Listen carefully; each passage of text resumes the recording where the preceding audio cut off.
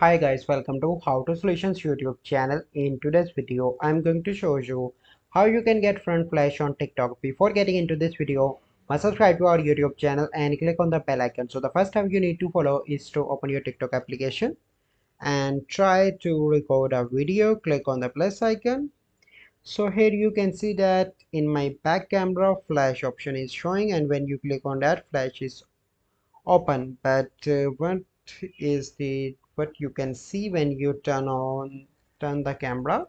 So here you can see that there is no flash option, so you simply need to adjust the brightness and you can see the effect on your screen. So this is the only method possible by which you can adjust brightness of your smartphone and get a flashy look on your face. So this is the only method possible. I hope you find this video helpful. If you find this video helpful, must like this video, subscribe to our YouTube channel for future videos. Well, see you in the next video. Thank you. Have a good day.